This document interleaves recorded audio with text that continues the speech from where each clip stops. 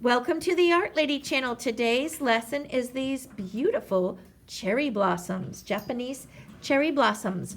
And this lesson is made for very young students, say 4 to 7. But any student, of course, is welcome to join along with me. This is a great beginner project, and we're going to be introducing some Lyra Graphite, water-soluble graphite crayons, which are real fun and easy to use. But here's the finished project. And what's inspiring this project is this beautiful Japanese tea bowl here. And the Japanese have been using cherry and plum blossoms over their artwork for thousands of years. In the springtime, of course, in Japan, there are thousands and thousands and thousands of cherry blossoms blooming all over the country. And Japan actually gave our country some cherry blossoms.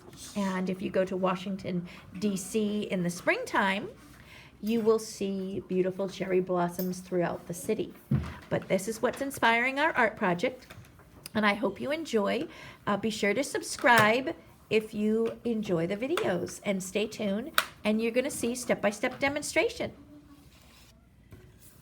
Welcome to the Art Lady channel. Today I'm going to show you how to make a cherry blossom using a water-soluble graphite crayon right here.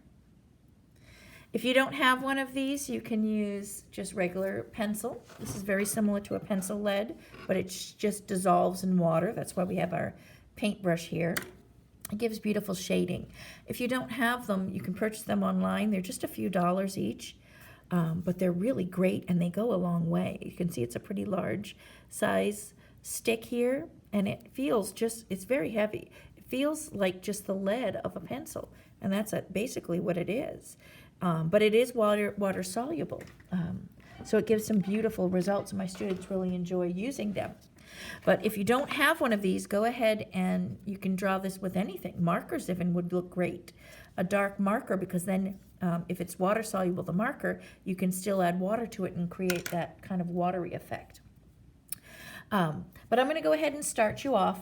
What you want to do is you want to create the branches where they're pretty straight or slightly curved. So I'm going to start with one side of my paper over here, and I'm going to go from the left all the way to the right side. So I'm going to be making probably halfway. So starting here on the corner edge, I'm going to go up diagonally about halfway. These are this would be the older wood of the cherry tree, so it's going to be thicker. So I'm going to drop down about 1 inch and then taper it gradually to the end here. And I'm pushing pretty hard on this graphite stick here so that it gets enough color on the edges. And then the branches grow off. The newer ones are slightly curved as they grow out and up, and they form like the letter V. So if I come off of here, making a V shape, see how this forms almost the letter V if I tilt it sideways. Or if you look at the entire shape, it forms almost a Y shape. And these are the younger new shoots, and they're a little bit more slender than the thicker older branch. And then you can branch off again with new shoots, slightly curved, but again, very thin coming off. Now I'm going to come off on this one down here, branching out and up, thinner as it reaches the tip. And again, it's always that Y shape, or if you want to look at it as a V. And then the newer shoots, and then come back. All of them you want to be pretty thin. And then I'm going to put another one growing up here. See how it's slightly curved? And then you can even have a newer shoot off of that, a smaller shoot. And you may even have another branch coming down here, or if you picture this is a cluster in a tree. So there's lots of branches that will come into this. So you may even want to have a smaller one coming off the edge here, because this is part of other branches that you don't see the rest of. You just see them peeking through. Again, very slender and thin. It's slightly tapered. So it's thicker at one end, and then the growing tip is very thin. And then you can do your Y shape. See how it forms a Y or V shape? And then come off of this again, thinner. And once you have enough on your page for a nice composition, I may have one other branch curving right in here. Now with these graphite sticks, you just have to add a little bit of color or a little bit of lines on the inside. This, I think I have enough here because they're so thin.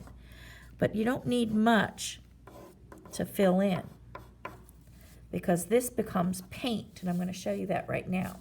So once you've filled your composition, then go ahead and add some plain water to this. Now this is plain water, and I'm going to go ahead and just lightly touch, and it just kind of melts this. But by adding lines inside here, it kind of gives the texture of the branch. And again, I did press pretty hard on my edges here. And I'm just lightly painting this in with just water. It's basically just wetting it, and it dissolves really quickly. Creates a really nice, you can even, a nice dark color. You can even move this. If your brush builds up enough of this, you can even have lighter value. It's a great tonal picture. So if I get enough of the graphite here, I can even add a light gray branch.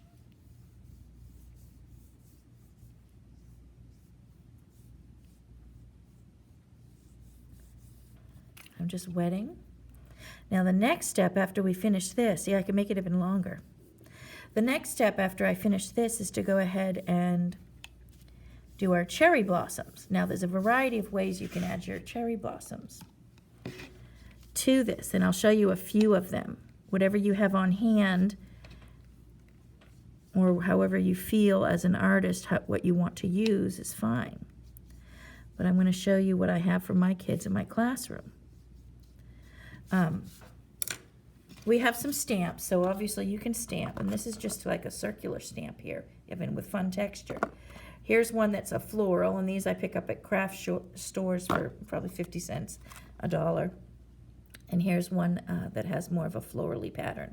Now I believe the cherry blossoms only have 5 petals, the Japanese cherry blossoms.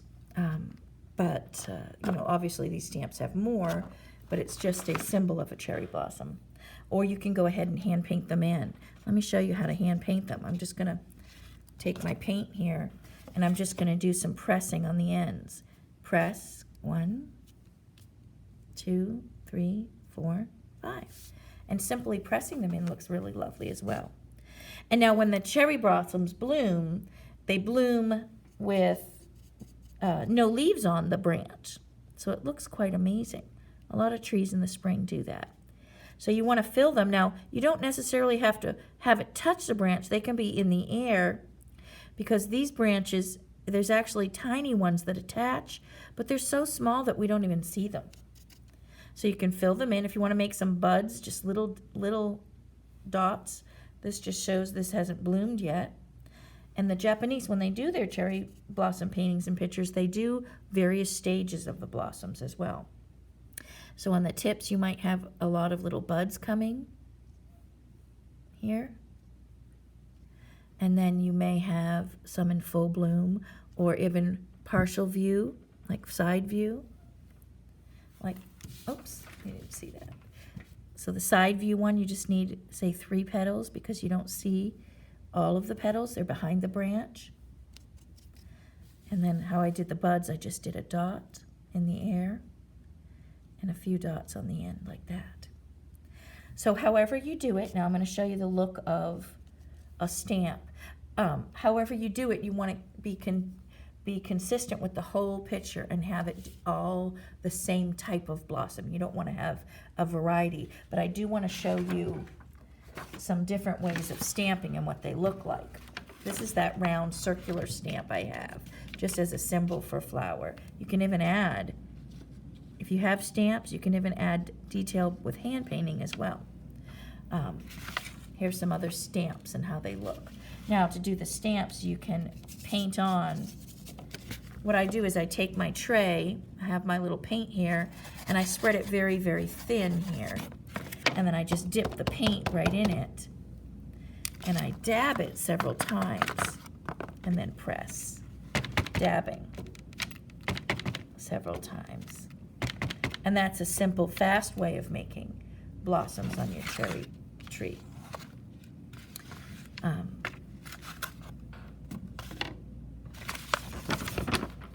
me show you over in here. So you want to fill this, once you decide on the style of your blossom, you want to fill then this whole image, this whole page with your cherry blossoms and continue. And then you can even go back in and add some darker little stamens to it on the centers. Let me show you here some of the detail. You can even hand draw in some of these stamens once the paint has dried. Putting in with marker or a crayon or an oil pastel will be nice too. But that's basically how you do your cherry branches and your cherry blossoms. So have fun and experiment with it and let me know in the comments how you do.